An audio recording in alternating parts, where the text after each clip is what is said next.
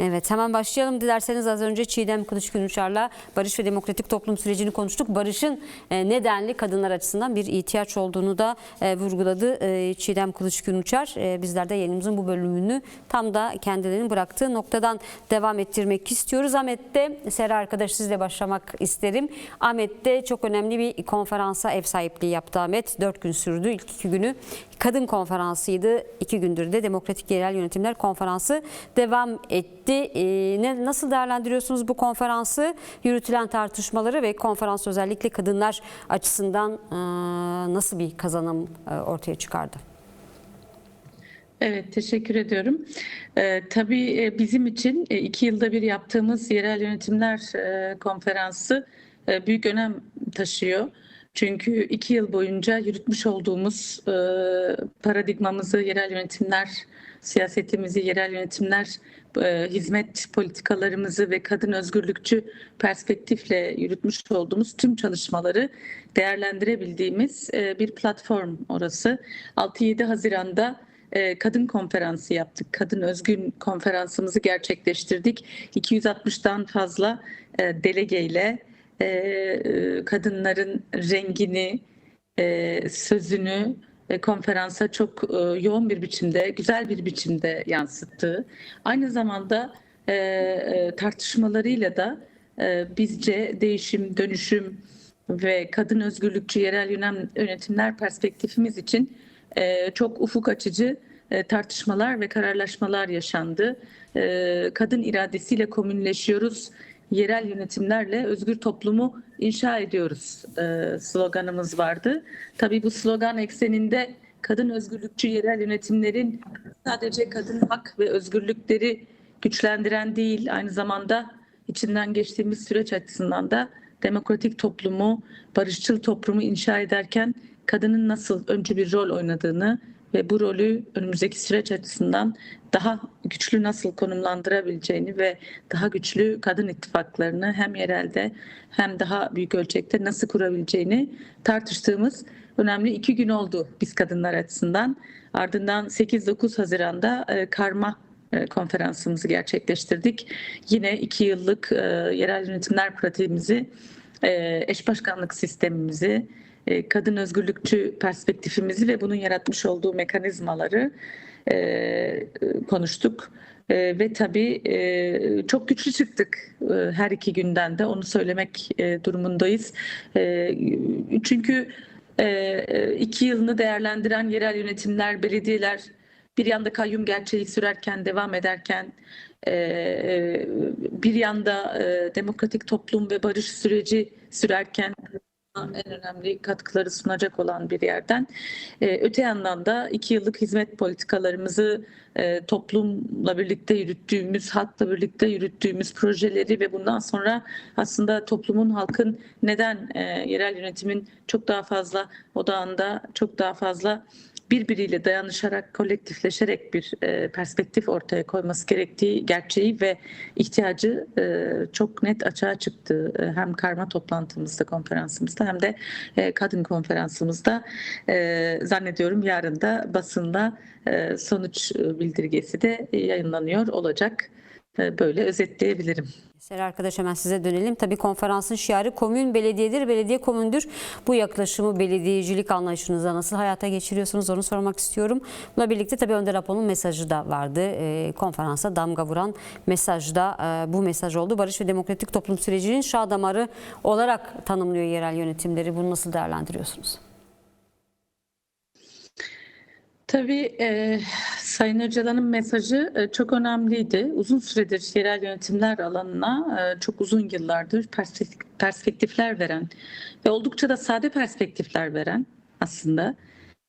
Çünkü bu komün belediyedir, belediye komündür meselesi aslında tam da bahsettiğimiz toplumun özne olduğu, toplumun karar ve söz sahibi olduğu bir yerel yönetim anlayışını kastediyor.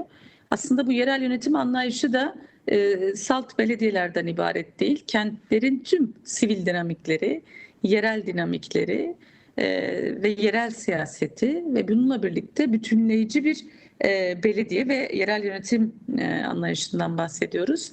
Tabii Sayın Öcalan'ın her iki konferansa da yollamış olduğu mesajı ve onun eski yerel yönetim değerlendirmelerinden oluşan özeti, fikirlerinin, düşüncelerinin özeti bizim açımızdan güç vericiydi, moral vericiydi, perspektif vericiydi.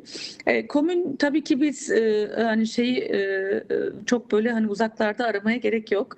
Komünler meselesi bir toplumun yan yana gelmesi, o toplumun yan yana geldiği konular ekseninde birbiriyle dayanışması, birbiriyle kolektif bir zemin yakalaması ve o kolektif zeminde bir üretim içerisinde olması. Bu her zaman bir maddiyat temelli üretim değil, aynı zamanda fikirsel üretimlerin de o komünler nezdinde yan yana gelmesi. Ama işin özünde nasıl bir yerel yönetim anlayışı dediğimizde komünel, yani toplumcu, toplumu esas alan, toplumun fikirlerini esas alan, politikalarını hayata geçirmede toplumu dinleyen, toplumla yan yana gelen, gerekiyorsa tartışan ama bu tartışmalardan toplumun da mütabakatını alarak o katılımcılık esasını geliştiren bir politikayı biz anlıyoruz ve bunu inşa etmeye çalışıyoruz. Çünkü öte yandan demokratik toplumun inşası diyoruz, özgür toplumun inşası diyoruz. İşte bütün bunlar, demokrasi anlayışı, özgürlük anlayışı, bunlar zor elde edilebilen, zor bilince çıkarılabilen ama bizim coğrafyamızda uzun yıllar bunun mücadelesi verilmiş, uzun yıllar buna emek verilmiş. İşte Kürdistan cephesinde, Kürt toplumu içerisinde, yine Kürt toplumuyla dayanışan Türkiye cephesinde, işte önemli olan bütün bu süreçlerde bu kazanımları, bu deneyimleri yine bu birliktelik perspektifiyle, bir araya gelme perspektifiyle yerel yönetimler çalışma alanlarının da pratiğine dönüştürmek. Önemli vurgu buydu. Bizim açımızdan hem okunan mesajlar hem de tartışmalarımız önümüzdeki süreç içinde önemli bir yol haritası çıkarttı diyebilirim. Peki. Sera arkadaş, sizle devam edelim. Tabii ki bu noktada mücadele önemli. Kadınların aslında kendilerine yeni iş alanları bulabilmeleri de oldukça önemli. Bu noktada belediyelerin önemli rolü var. Az sonra bunu da soracağım. Özellikle DEM Partili kadın özgürlükçü komünel belediyecilikte önümüzdeki dönem özellikle kadın alanında yeni çalışmalarınız olacak mı? Kadın ekonomisi alanında. Ona geçmeden önce yine mesajla, Önder Apol mesajıyla devam etmek istiyorum. Mesajda yerel yönetimlerin, yerel demokrasinin hukuki güvenceye altına alınması gerektiği de belirtiliyordu. Peki bu konuda neler söylemek istersiniz? DEM Partili belediyeler olarak acil beklentiniz nedir ve özellikle Avrupa yerel yönetimler özellik şartı var. Türkiye bazı maddelerini özellikle de yerel yönetimlere verilen geniş yetkilere çekince koyduğu için uygulanmıyor. Peki bu yönlü talebiniz nedir? Tabii şöyle, sizin de ifade ettiğiniz gibi Türkiye'de hiçbir şey yasal güvencede olmadığı gibi yerel yönetimler kanunu da, yerel yönetimler politikaları da yahut yerel yönetimin kendisi de belediyelerimizde herhangi bir yasal güvence altında değildir. Yahut bizim işte yerel yönetimlerden beklentimiz demokratik, daha fazla yetkiyle yerellerin yetkilerinin genişletilmesiyle ele alınan bir belediyecilik, bir yerel yönetimler anlayışı doğalında bu yetkilerin arttırılmasıyla birlikte kendi içerisinde halk adına hem harcayacağı bütçeden tutalım hem de alacağı kararlara kadar kısmen özerk bir anlayışı kastediyoruz. Bu tabii ki uzun yıllardır hani Türkiye siyasetinde tartışılan, özellikle de DEM Parti siyasetinde, yani DEM Parti ve önceki siyasi partilerde tartışılan bir şeydir. Nasıl olur da Türkiye merkezden, Ankara'dan yönetilmenin aksine yerel yönetimlere, kendi Türkiye devleti içerisindeki sınırlardaki bölgelere daha fazla yetkilerin verildiği, dolayısıyla yerellere daha fazla yetkilerin verildiği bir sistemi bir sisteme kavuşabilir, bunu tartışabilir. Ne yazık ki DEM Parti dışında ben öyle zannediyorum ki hiçbir siyasi partinin neredeyse ajandasında bu yok. Ama biz hep şunu iddia ediyoruz: 80 milyon nüfus, bu kadar büyük bir ülke tek bir yerden, tek bir merkezden, merkezi kararlarla yönetilemez. Yerel yönetimler politikası hele bununla hiç bağdaşmıyor. Çünkü her yerel yönetimin, her bölgenin, her ilin, her kentin kendi özgünlükleri, özgün alanları var. Tarımsal üretimden tutalım, çeşitli üretim biçimlerine kadar, coğrafyasından tutalım, iklim meselesine kadar pek çok farklı var ve bu farklılıkların nasıl ifade edelim, daha çok yetkileri arttırılmış bir yerel yönetim pratiğinde kendini bulabilmesi lazım. Şimdi Türkiye Avrupa Yerel Yönetimler Özellik Şartı'na çekince koymuş bir ülke. Bu çekince maddeleri ortadan kalktıktan sonra yetkileri daha güçlendirilmiş, bütçesi de ona göre güçlendirilmiş, karar alma yetkisi ona göre güçlendirilmiş. Yerel yönetimlerle pekala kentleri, illeri hep beraber halkla yönetebilmek, halkın katılımcı olduğu bir meseleyle yönetebilmek mümkün. Bunların tabii yasal güvencesi olmadan, yasalar bunlara uyumlu hale getirilmeden mümkün değil. Bırakın onu, biz hala kayyum yasasının geri çekilmesini talep ediyoruz. Biz hala 5393'te yer alan, belediye kanununda yer alan kayyum yasasının geri çekilmesini istiyoruz ki konferansın sonuç bildirgesindeki kararlarımızdan bir tanesi de buydu. Kayyumların Ankara'dan atanmış merkezi valilerin geri çekilmesi ve yerel yönetimlerde, belediyelerde seçilmiş belediye eş başkanlarının ve kent parlamentosunun yeniden görev başına gelmesi. Tabii Türkiye'de bir demokrasi gelişebilecekse, bir barış inşa edilebilecekse, özgürlüklerden konuşulabilecekse bunun en önemli ayağı yerel yönetimlerdir, yerel siyasettir. Ama yerel siyasetin güçlü olmadığı, yerel siyasetin elinin güçlenmediği, yetkilerinin artmadığı, sözünün güçlenmediği bir atmosferde tabii ki bunları yapabilmek mümkün değildir. Bizim talebimiz öncelikle kayyumların kalkması, kayyum siyasetinin Türkiye'de bir daha geri gelmemek üzere bitirilmesi, kayyum siyasetinden bir daha yeniden olmamak üzere geri durulması ve bununla birlikte güçlendirilmiş yerel yönetimin nasıl olabileceği sadece bizim kendi bölgemiz için istediğimiz bir şey değil, kendi kentlerimiz için istediğimiz bir şey değil. Bir bütün Türkiye için tartışmak istediğimiz, önermek istediğimiz ve halklar için, toplumlar için en iyisi diye tarif edebileceğimiz bir sistem olarak görüyoruz. Az önce Esra Hanım'ın bahsettiği tüm kadına yönelik şiddet politikaları, kadın cinayetlerini neden durduramıyor oluşumuz, kadına yönelik şiddeti neden durduramıyor oluşumuz yahut kadın yoksulluğunun nerelerde, hangi yapısal sebeplerle aşılamıyor oluşunda da yerel yönetimler politikasının ve yerel yönetimler siyasetinin çok önemli bir etkisi var. Şöyle önemli etkisi var. Yani yerel yönetimler güçlenecek ki, o yereller güçlenecek ki yerel alanlarda, kentlerde istihdam politikaları güçlenebilsin ve beraberinde yine ne güçlenebilsin? Kadınların istihdam alanında, ekonomi alanında, üretim alanında yer alabilmesi. Kuşkusuz kadın konusunda, kadına yönelik politikalar konusunda, kadına yönelik şiddeti durdurma konusunda, örneğin bizim 6-7 Haziran'da yapmış olduğumuz konferansta da kendi yerel yönetimler politikamız ekseninde, kadın özgürlükçü perspektifimiz ekseninde bizim 2 yıllık kadın politikalarımız neydi, nereye vardı, ne gibi eksiklikler yaşıyoruz, sahada ne gibi sorunlar yaşıyoruz gördük. Az önce Esra Hanım da ifade etti. Bunun en önemli ayağı kadın örgütlülüğüdür. Kadınlar nerede örgütlenir? Mahallede, sahada, sokakta, alanda Nerelerde bunu mümkün kılabiliriz? Elbette yerel mekanizmaların olduğu alanlarda. Yerel mekanizmalarda işte bizim bahsettiğimiz yerel politikalardır, belediyelerdir, yereldeki kadın kurumlarıdır. Yereldeki kadın kurumlarıyla, kadın hak ve özgürlüklerini koruyan derneklerle, kadına yönelik şiddet çalışan dernekler ve platformlarla tam da yerel yönetimler mekanizmasının birlikte aynı eksende, ortak platformda bu meseleye dair politikalar üretebilmesiyle mümkündür. Biz de 2 yılımızı değerlendirirken en çok bu alanı değerlendirdik. En çok hangi yol ve yöntemlerde eksikliğe düştüğümüzü irdeledik.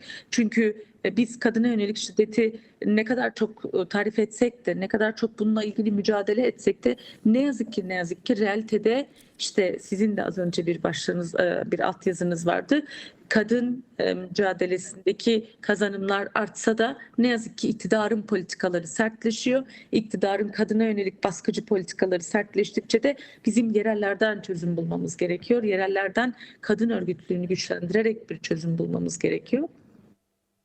Bu sebeple bizim açımızdan hem kendi kadın yaşam merkezlerimizi değerlendirmek, hem kadına yönelik şiddetin türlü biçimlerini yeniden değerlendirmek, yeniden ele almak. Çünkü biz bugün belki geçmişteki şiddet türleriyle bugünün şiddet türlerinin de çok farklı olduğunu görüyoruz. Evet, kökeninde yoksulluk var, yapısal eksiklikler var, kadınların pek çok alandan mahrum bırakılması var, ev alanlarına hapsedilmesi var, eğitim ve istihdamdan uzaklaştırılma politikaları var ama bugünün dünyasında mesela madde kullanımıyla, uyuşturucu bağımlılığıyla ne yazık ki yan yana gelen bir şiddet türü var. Veyahut işte dijital şiddet dediğimiz başka bir şiddet türü var kadına yönelik, ne yazık ki büyüyen ve işleyen. İşte bütün bunları 6-7 Haziran'daki kadın konferansımızda daha bütünlükle ele alabildik ve yerel yönetimler politikasının bir kere daha ne kadar önemli olduğunu ve Türkiye'de neden bu yerel yönetimler, belediyecilik politikasının, belediyeler politikasının, yerel hizmetler politikasının da artık daha özgürlükçü, daha demokratik bir çizgiye çekilmesinin ne kadar elzem, ne kadar önemli olduğunu gördük. Çünkü ancak kentler, yerellerden doğru perspektiflerle ve katılımcı demokratik bir bakışla toplum açısından toplumla beraber yön verici ve politikalara güç verici olabilirler. Bu açıdan yerel yönetimler böyle talepler var. Yayınımıza Muğla'dan katılan bir ev işçisi kadın arkadaşımız bunu ifade etmişti. Kürdistan'daki belediyelerin kadınlara jin kart verdiğini, kendileri de aslında çalışırken aldıkları meblağın büyük bölümünü yol ve masrafları için harcadıklarını ve böylesi girişimleri Türkiye kentlerinde de, Türkiye'deki belediyelerden de beklediklerini ifade etmişti. Size tekrar döneceğim. Tabii eminim kadınlara dönük yeni projeleriniz, yeni çalışmalarınız da olacak DEM Partili belediyeler olarak. Az sonra onu da sormak isterim. Ser arkadaş, sizle devam edelim. Tabii tartıştınız 4 gün boyunca, 2 gün boyunca da DEM Partili kadın belediye iş başkanları olarak, yine yerel yönetimlerde yer alan kadınlar olarak ele aldınız. Tabii az önce siz de vurguladınız. Hala bir kayyum politikasıyla karşı karşıyasınız DEM Partili belediyeler olarak ve birçok belediyeyi de kayyumlardan devraldınız ve borçla devraldınız. Yani aslında kaynak sıkıntısı da ciddi bu noktada. Neler söylemek istersiniz? Kadın özgürlüğü mücadelesinde önümüzdeki süreçte DEM Partili olarak, DEM Partili belediyeler olarak nasıl bu mücadele hattını güçlendirmeyi düşünüyorsunuz? Tabii bazı belediyeler kadın kenti ilan edildi DEM Parti tarafından. Önümüzdeki süreçte kadınlara dönük daha somut, daha farklı projeler var mı? Şöyle söyleyeyim, tabii biz kayyum politikalarını hep anlata geldik. Onun tahribatlarını hala da anlatabiliriz ama bu tahribatlara rağmen nasıl güçlenerek çıktık ve en güçlü, en hızlı çıkabilen alanımız yine kadın alan oldu. Bunu söylemek, vurgulamak lazım. Konferansa da doğrusu damgasını vurdu. Çünkü bizim kentlerimizdeki hemen her ilçemizde, il belediyemizde, belde belediyemizde kadın yaşam merkezlerinin olduğu, kadın danışma merkezlerinin olduğu, yine toplumsal cinsiyet tutum belgelerinin imzalandığı, şiddet tutum belgelerinin imzalandığı, CEMER belgelerinin imzalandığı, baro protokollerinin yapıldığı pek çok aslında çalışmayı yeniden canlandırmış, yeniden hayata geçirmiş belediye pratiğimiz var 2 yıl boyunca. Bu önemli bir şey, anlamlı bir şey bizim açımızdan. Yani kayyuma rağmen, o erkek akla rağmen, o erkek zihniyete rağmen, kadın politikaları müdürlüğünü kapatan, kadın dairesine erkek atayan, kadına yönelik şiddetle mücadele merkezlerini kapatan, Diyarbakır gibi önemli bir kentte, Dikasım gibi önemli bir merkezi kapatan gibi, yani bunları sayısını fazlalaştırabiliriz. Bu sebeple bunları yeniden inşa etmiş olmak, işte alo şiddet hattımızı yeniden kurmuş olmak. Tabii dünyanın şeyi değişti, çağ değişiyor. Artık alo şiddet hattını da belki aşacak bir JINMAP uygulamamız var. Dijital şehircilik çalışmaları kapsamında kadınların kendilerini güvende hissetmesi için bir MAP uygulaması gerçekleştirdik. Adına JINMAP dedik. Siz az önce ifade ettiniz, 16.000 kadını JINKART'tan faydalandırdık. Çünkü asgari ücretle çalışan kadınların bir de bu düşük olan ücretin, maaşın büyük bir kısmını, kendileri için önemli bir kısmını ulaşım için harcamamaları için, bunların hepsi 2 yıl içerisinde tüm neredeyse kentlerimizde, her kentin, her belediyenin elbette kendi olanakları çerçevesinde, siz de ifade ettiniz, kayyumların bırakmış olduğu ciddi borçlar var, ciddi zihniyet anlayışları var.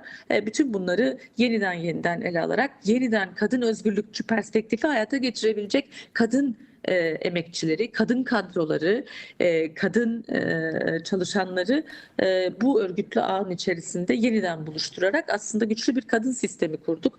Ve yine bizler yakın zamanda Nusaybin, Edremit, Amedi kadın kenti ilan ettik. Bunun tabii ki sorumluluğu ve misyonu ağır, büyük ve bunun da kısmen konferansta öz eleştirisini de verdik. Yani bir kadın kenti olarak istediğimiz yerde miyiz? Elbette değiliz. Bütün sokaklarımız kadınlar açısından güvenli mi, aydınlık mı? Elbette değil. Ama perspektifimiz bu yönde. Kadınların güven içinde yaşayabileceği, kadınlar için gece gündüz fark etmez, güvenle içinde gezebilecekleri, seyahat edebilecekleri bir kent yaratmak, kendilerini özgür hissedebildikleri ve kendilerini aynı zamanda özne hissedebildikleri, bu kentin bir öznesiyim, bir değeriyim, varlığıyım. Bu çok önemli bir şey. Çünkü hakikaten erkeklerin dünyasında kadınların evlere hapsedildiği, kadının o evlerin içerisinde değerinin hakikaten azaltıldığı bir süreçten, bir dönemden geçiyoruz ve bunu iktidar politikalarının da bunu beslediğini biliyoruz. Bu sebeple biz yeni dönem için neler yapmak istiyoruz? Bir defa kadın dayanışma merkezlerimizin sayısını arttırmak istiyoruz ve tabii ki içeriğini ve yöntemlerini değiştirmek istiyoruz. Mahalleyle kurmuş olduğumuz bağın yeteri kadar bizi kadına yönelik şiddette sonuç aldırıcı, başarıya ulaştırıcı, birlikte o kolektif aklı yürüten bir noktada olmadığını düşünüyoruz. O yüzden mahalleyle kurduğumuz ilişki, sokakla kurduğumuz ilişki, bu çok önemli. Bunu yeniden ele aldığımız bir dönem olacak bizim açımızdan ve bu bizim kadın politikalarımıza ve kadınlarla birlikte yürüttüğümüz şiddetle mücadele politikalarına da önemli bir etki bırakacaktır. Bir diğer şey de kadın ve ekonomi alanı, kadın ve istihdam alanı. Bu bizim hep zorlandığımız, hep önümüzde çok ciddi yapısal engellerin olduğu, işte kadınların bu kentte istihdam oranına baktığımızda gözümüzü korkutan bir şey. Ama biz buna nereden başladık? Kendi belediyelerimizden başladık. Şimdi belediyelerimizde nerede bir istihdam yapmak istiyorsak önceliği kadınlara vermek istiyoruz. Önceliği veremezsek bile %50-50 eşitlikçi politikaya muhakkak odaklanıyoruz. İşte kadın otobüs şoförlerine, kadın otobüs şoförü olmak isteyen kadın arkadaşlarımıza ehliyet aldırıyoruz. Önce bir 3 aylık 4 aylık ehliyet kurslarından geçiyorlar ve onları bu yolda güçlendirerek bu alana istihdam politikalarımızla katabilmek istiyoruz. Yakın zamanda zannediyorum bir hafta 10 güne kadar Ahmet Büyükşehir Belediyesi olarak bir halk ekmek fırını açacağız. Son çalışmaları tamamlandı ve orada 35 büfe kent genelinde yerleştirdik. Bu büfelerde de kadınlar istihdam ediliyor olacak. Yani bir yandan belediyede istihdam politikalarında kadınların sayısını ve kadınlara dair alanları arttırmak istiyoruz. Bir yandan toplumun alışageldiği ne yazık ki klasik kadına atfedilen rol ve misyonlar ve meslek biçimlerini yeniden ele alarak kadınlara klasik kursları ve meslek edinme meslek ve beceri edinme kurslarını sunmaktansa bunun yerine kombi bakım onarımı, işte mobilya ve ahşap üretimleri gibi alanlarda kadınları görmek ve onları bu alanlarda desteklemek istiyoruz. Yakın zamanda Temmuz ayında tıbbi aromatik bitki tesisimizi açacağız. Burada da mesela öncesinde kadınlarla tıbbi aromatik kursların yapıldığı ve onları bu alanda istihdam etmek istediğimiz bir politika. Aslında bütün bu politikaları bütünleştirdiğimizi ben düşünüyorum. Bir yandan şiddetle mücadele, bir yandan eğitim politikaları, cins eğitimleri, toplumsal cinsiyet meselesinde toplumsal cinsiyeti özgürleştiren toplumsal cinsiyet sorunsalını, cins çelişkisini ortaya koyan ve burada kadının cins farkındalığını büyüten ve aynı zamanda ama kadınlara burada yalnız olmadıklarını gösteren, küçük de olsa, kendi içerisinde bir döngüsü de olsa şimdilik belki bir araya gelme, kolektif olma, dayanışma ruhunu açığa çıkartan ama bundan sonraki süreçte doğru bir yerel ekonomi anlayışıyla, yerel kadın ekonomisi anlayışıyla bunu bir istihdama ve üretim modeline de dönüştürebileceğimiz bir bütünlüklü modeli açığa çıkartmak istiyoruz.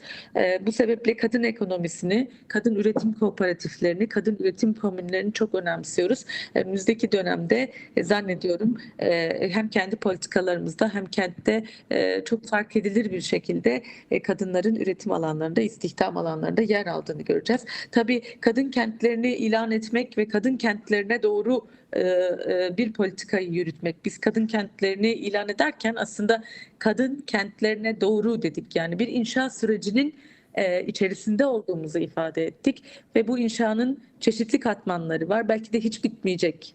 Kadın mücadelesi sürdükçe bu da sürecek bir inşa ama belli bir noktaya taşımak, belli bir kadın örgütlülüğüne taşımak, yeni kadınları, yeni genç kadınları bu mücadelenin içerisinde örgütlemek bizim açımızdan çok önemli. Çünkü aksi takdirde ne yazık ki Türkiye toplumu çok uzun yıllardır bizim bölgemiz zaten böyleydi. Bizim bölgemiz bu Cumhuriyet'in kuruluşundan bugüne özel politikalarla, OHAL politikalarıyla yürütüldü.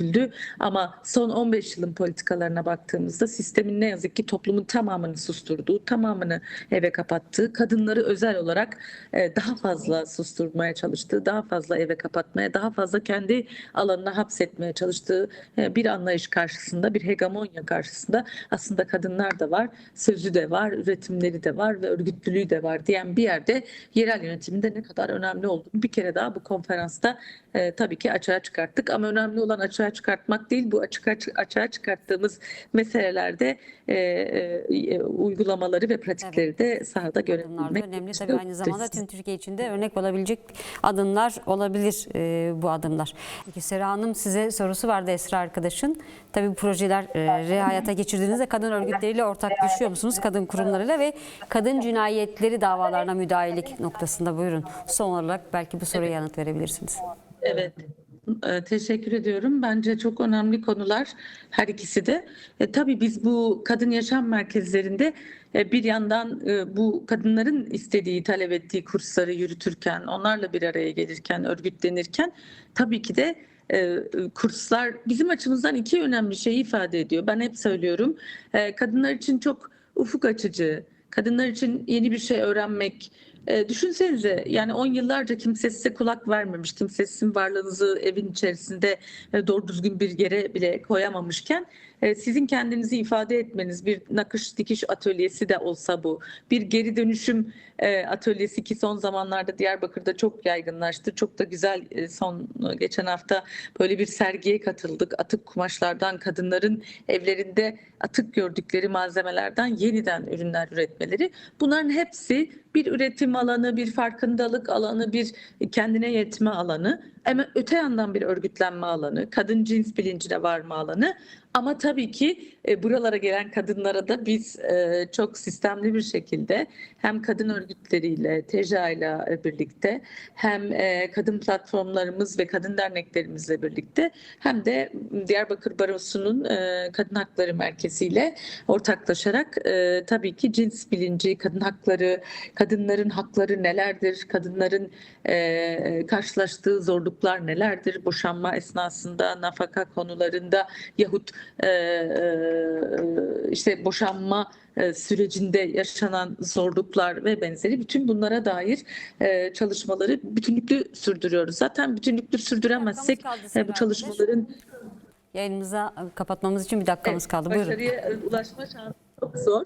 Yakın zamanda biliyorsunuz bizim baroyla bir protokolümüz de var. Bütün ilçe belediyeleri ve büyükşehir belediyemizin bu sadece bir adli yardım değil, aynı zamanda kadınlara hak ve hukuk temelli kendi haklarını da anlatan bir takım çalışmaların da yapıldığı bir içeriği var. Yine kadın cinayetlerinde taraf olma, müdahil olma meselesinde biz bu çalışmayı başlattık. Arkadaşlarımız bu yönlü çalışıyor. Biz de çok önemsiyoruz yerel yönetimler olarak. Çünkü engelleniyoruz. Kadın dernekleri engelleniyor, kadın platformları engelleniyor. İktidarın burada çok kutuplaştırıcı bir aklı var ne yazık ki. Ama biz yerel yönetimler olarak bu alanda müdahil olmak, aktif olmak ve bunun sahiplenicisi olmak istiyoruz. Çünkü aksi takdirde bütün bu yürüttüğümüz kadın çalışmaları alanının çok önemli bir parçası, çok önemli bir ayağının da eksik kalacağını biliyoruz. Bu açıdan bütünlüklü bir kadın mücadelesini de önemsiyoruz diye ifade etmek isterim. Peki.